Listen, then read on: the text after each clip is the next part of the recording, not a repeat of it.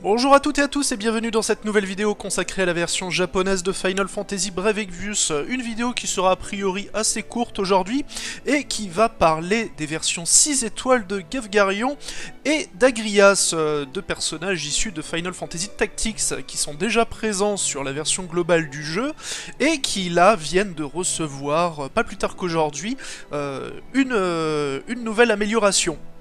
Donc le prochain event Final Fantasy Tactics va arriver dans quelques heures, mais comme d'habitude en fait à chaque fois qu'il y a d'anciens personnages qui passent un nouveau cap d'étoiles, ils sont ajoutés au jeu juste un peu avant. Juste un peu avant l'event. Donc là c'est le cas de ces deux personnages que l'on peut d'ores et déjà découvrir dans leur format amélioré. Et bah voyons voir un peu ce qu'ils ont récupéré. Puisque j'avais déjà des pampans en stock pour pouvoir les monter directement au niveau 100. Donc honneur aux dames, tiens, commençons avec Agrias. Donc Agrias qui était à l'origine une native 4 étoiles, comme Gavgarion d'ailleurs, hein, et qui était l'un des meilleurs personnages 5 étoiles de... En tout cas actuellement dans la version globale, puisqu'elle a d'assez bonnes stats, c'est un bon personnage de support, qui possède la capacité full break, hein, qui est très appréciable, je rappelle, full break, ça diminue de 30% toutes les statistiques d'une cible, donc elle est quand même très sympathique la petite Agriasa. Et donc, avec sa 6ème étoile, que récupère-t-elle? Alors, au niveau de ses sorts magiques, bah c'est simple, elle récupère Kuraja, donc ce qui équivaut à soin max, hein, pour la traduction, donc le sort de soin à 15 MP, le meilleur sort de soin en magie blanche tout simplement. Ensuite, du côté de ses capacités spéciales et passives, le tour sera assez rapidement fait malheureusement, puisqu'elle récupère un nouveau passif de plus 20% de points de vie, un autre passif de 20% d'attaque physique, parce qu'elle n'avait vraiment pas du tout de up d'attaque physique dans ses versions 4 et 5 étoiles. Elle récupère également un autre passif qui lui augmente sa défense physique et sa défense magique de 30% si elle est équipée d'un bouclier léger.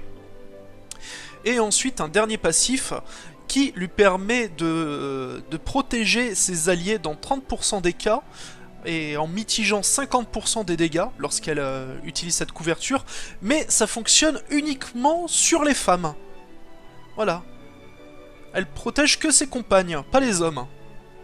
Et enfin, elle récupère une dernière capacité, donc cette fois une nouvelle attaque, qui est tout simplement Holy Explosion, hein, la meilleure attaque de Orlandu, hein, ce cher god tier de la version japonaise de Brave Exvius. Sauf que là, on a une version un peu light de Holy Explosion, puisque pour Orlandu, c'était une attaque avec un multiplicateur physique de 200%, réparti sur 7 hits, et qui ignorait la défense de 50%. Là, pour Agrias, c'est une attaque qui a un multiplicateur physique de 160% réparti sur 5 hits, et qui ignore toujours la défense de 50%. Et qui aussi, dans les deux cas, hein, de toute façon, diminue de 50% la résistance à la lumière pendant 3 tours. Donc, avec cette 6ème étoile,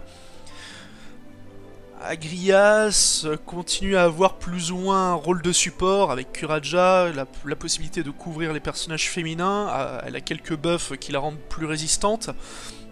Ils ont essayé de lui donner aussi un petit quelque chose pour qu'elle soit plus intéressante du côté de l'offensive, mais malheureusement il faut bien reconnaître que ça reste relativement léger et que sa 6ème étoile ne la fera pas revenir sur le devant de la scène, comme ça vous pouvez par exemple être le cas pour un Warrior of Light. Du côté de Gavgarion, donc Gavgarion qui était une espèce de chevalier noir, donc qui consumait sa propre vie pour faire des dégâts à l'origine, donc reste plus ou moins dans cette optique-là avec sa 6ème étoile. Donc il ne récupère pas de nouveaux sorts, lui, il récupère des capacités passives et spéciales. Donc au niveau de ses passifs, il récupère tout de même un bon petit plus 30% d'attaque physique et Human Slayer, c'est-à-dire qu'il fera 50% de dégâts supplémentaires sur les cibles humaines. Donc c'est pas mal, avec son plus 20% d'attaque physique qu'il possédait déjà, ça lui fait un 50% au total. Il a une stat d'attaque relativement correcte, même si elle n'est pas phénoménale et pas du tout au niveau des plus gros top tiers. Il possède également deux nouvelles capacités, donc une première capacité qui lui permet de se buffer son attaque physique de 60% durant 3 tours, mais qui en contrepartie diminue sa défense physique de 30%. Et ensuite, il possède de nouveaux sorts, un peu de chevalier noir, donc deux sorts coûtant 12 MP, qui drainent respectivement les points de vie et les points de magie, et qui pour le premier appliquent l'élément de ténèbres sur le personnage durant 5 tours, c'est-à-dire qu'il tapera en ténèbres. Et avec la deuxième capacité, ça diminue de 50% la résistance aux ténèbres d'une cible durant 3 tours. Et enfin, pour profiter de tous les buffs qui peut s'appliquer, il a également une nouvelle attaque de ténèbres, donc qui coûte 20 MP, qui a un multiplicateur physique de 350% tout de même, qui tape en AOE, mais qui lui consommera 40% de ses points de vie pour être relancé. Voilà. Donc avec sa 6ème étoile, on peut dire globalement que Gavgarion est une... C'est un peu péjoratif de dire ça, mais une sous-version de Dark Cecil. Si vous voulez jouer un chevalier noir, bah c'est l'option la plus viable, parce que c'est un personnage relativement simple à récupérer. Plus simple en tout cas à récupérer que Dark Cecil, ça c'est sûr. Mais là, comme pour Agrias, malheureusement la 6ème étoile de Gavgarion ne le remettra pas sous les projecteurs. Bon, on va malgré tout équiper tout ce beau monde et aller faire au moins une petite baston, histoire de pouvoir admirer les nouvelles capacités de ces personnages. Donc juste le temps de leur mettre quelques petites choses pour qu'ils aient une capacité d'attaque relativement décente. On devrait pouvoir les monter quand même relativement haut, je pense. Voyons voir. Un petit plus 30% d'attaque.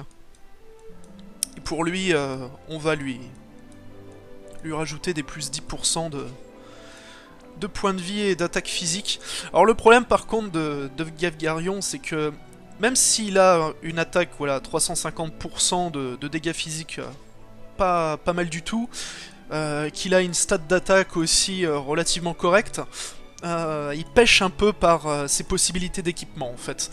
C'est que malheureusement, il ne peut porter que des dagues, des épées, des masses et des lances. Pas d'épée large, pas de katana, donc il ne peut pas bénéficier des plus gros boosts de puissance. En fait, si, il a quand même un gros boost de puissance qu'il pourrait avoir par l'intermédiaire de la récompense de confiance de Leonhardt, un personnage de Final Fantasy II, qui donne au total plus 50% d'attaque physique supplémentaire si on porte à la fois une armure lourde et une épée. Mais bon, c'est un petit peu contraignant, et je dois vous avouer que j'ai jamais eu la chance de choper ne serait-ce qu'un seul exemplaire de Leonhardt pour farmer sa récompense de confiance, donc bah, désolé pour toi Gavgarion.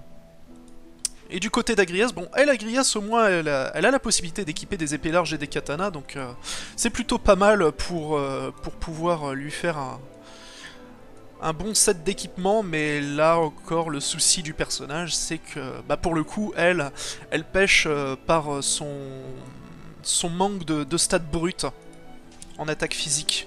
Voilà, juste un plus 20% d'attaque physique avec sa 6ème étoile, c'est très franchement peu. Elle aurait largement plus bénéficié de, je sais pas moi, par exemple d'un Great Sword Mastery, genre un plus 40% d'attaque physique si elle est équipée d'une épée large. Ça aurait eu du sens en plus, puisque sa récompense de confiance à elle, c'est l'arme Save the Queen, qui est tout simplement bah, une épée large avec 112 d'attaque. Donc on aurait pu imaginer qu'elle ait un truc similaire, mais non. Elle reste cantonnée globalement à son rôle de support, donc même si là je vais lui équiper deux armes, je pense que c'est finalement plus rentable de lui mettre un bouclier dans la main secondaire pour avoir son petit buff de stats de défense en plus. Mais dans tous les cas, c'est pas franchement formidable. Ok. Donc ouais, environ 600 d'attaque pour les deux. On va leur allouer des invocations, histoire de faire monter un peu plus tout ça. Ok. 675, 668. puissance d'attaque globalement similaire sur les deux personnages. On va y aller avec seulement ces deux personnages en mission. Pour voir comment ils vont se débrouiller, et je vais rester sur ce continent sur lequel je farmais un peu l'Xpérant. Un continent que vous venez d'ailleurs de découvrir normalement dans la version globale. Et on va prendre cette zone-là, au pif. Voilà. Allons-y.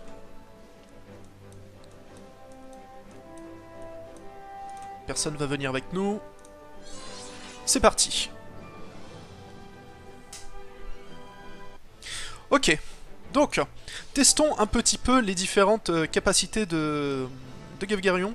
Donc, on va commencer par cette attaque-là, donc qui lui permettra d'absorber des HP et en même temps de se mettre des dégâts de ténèbres. Voilà.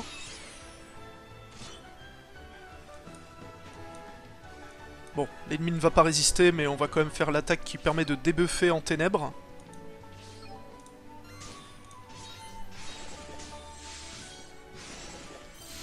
Voilà, donc la deuxième attaque faisait un peu plus de dégâts une fois le debuff appliqué. Et on va essayer maintenant sa grosse attaque qu'il a récupérée, donc avec son multiplicateur de 350%. Ah non, zut, je me suis gouré.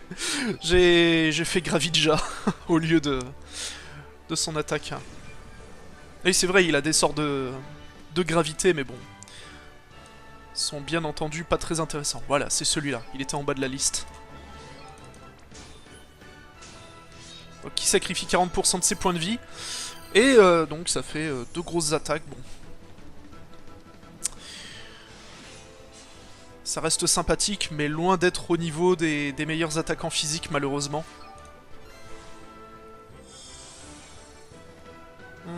Voyons voir.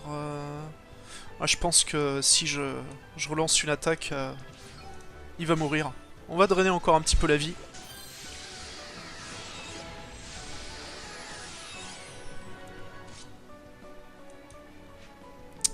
Et on va faire Holy Explosion avec Agrias. Donc une attaque quand même très sympa, puisque dans la méta actuelle, les dégâts de lumière, c'est quelque chose d'extrêmement puissant. Et puis c'est toujours une attaque multi-hit. Et même si elle n'est pas aussi puissante que la plus grosse attaque de Orlandu, ça reste quand même quelque chose de pas tout à fait négligeable. Disons que si vous n'avez pas un meilleur personnage que Agrias, et que vous avez décidé de l'incorporer dans votre équipe pour qu'elle fasse à la fois un peu office de support et en même temps une espèce d'attaquant physique secondaire, si vous avez un personnage justement comme Orlandu ou tout autre personnage capable de faire des dégâts de lumière, elle pourrait s'accorder plutôt bien avec lui. Mais ça reste vraiment dans l'optique que vous n'ayez rien de mieux que ça.